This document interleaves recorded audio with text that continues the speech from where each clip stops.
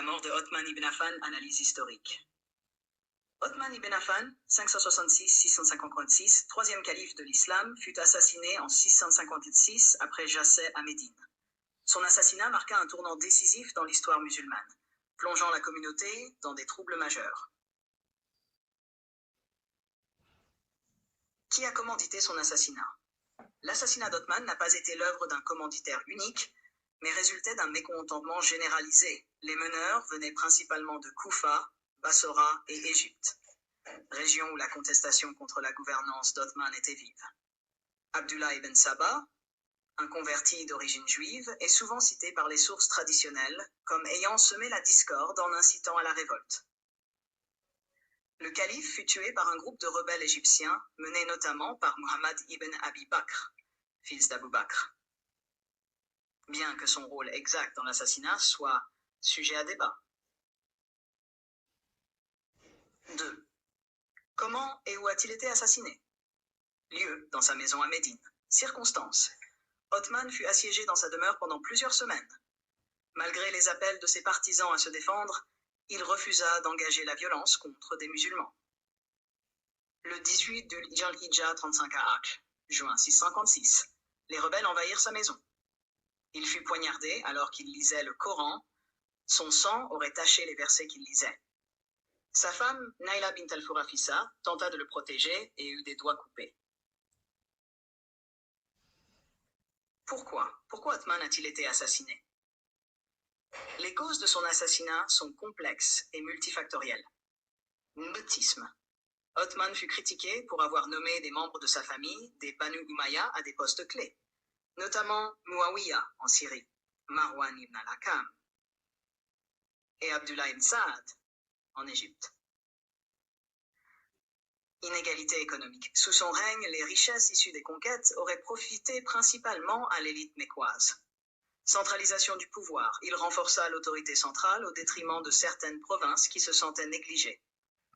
Standardisation du Coran. Sa décision de compiler le Coran dans une version unique, Mushaf Uthmani, et de brûler les autres copies provoqua des mécontentements. Politique fiscale. Des impôts lourds et des distributions de terres contestées surtout en Égypte et en Irak alimentèrent colère populaire. Conséquences de son assassinat. L'assassinat d'Othman eut des conséquences désastreuses. Première fitna, guerre civile.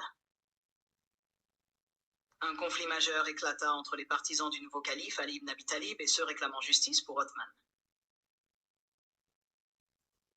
Fragmentation de la Oumma.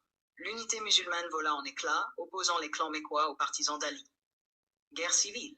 Bataille du Chameau. Opposant Ali à Aïcha, Tala et Zubair. Bataille de Siffin, 657, contre Muawiyah ibn Abi Sufyan, gouverneur de Syrie et cousin d'Othman. Ascension des Omeyyades.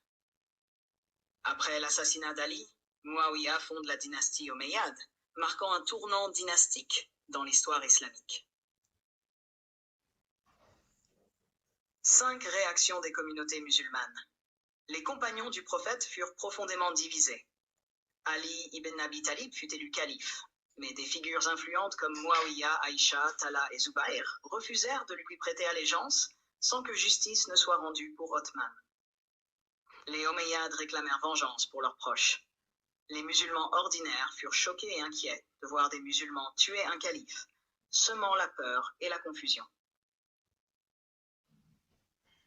Si la personnalité et les réalisations d'Othman, caractère, connu pour sa piété, sa générosité et sa douceur. Proximité avec le prophète.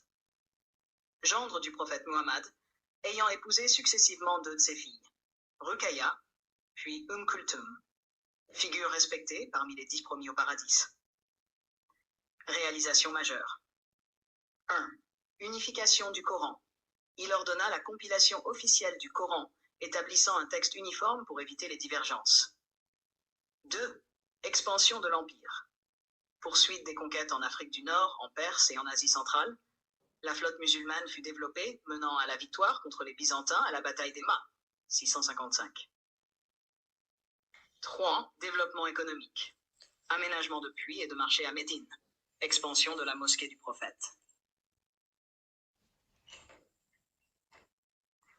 Son successeur et son héritage. Successeur. Ali ibn Abi Talib devint calife après sa mort, mais son autorité fut contestée. Héritage. Othman est reconnu pour sa fidélité au prophète et son rôle clé dans la préservation du Coran. Sa politique de centralisation et de favoritisme familial laisse un héritage controversé.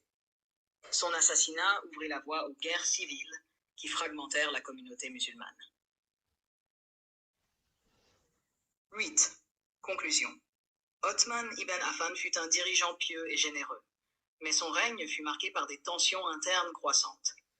Son assassinat par des rebelles mécontents de sa gestion déclencha la première fitna, brisant l'unité musulmane et entraînant des conflits majeurs qui façonnèrent durablement l'histoire de l'islam.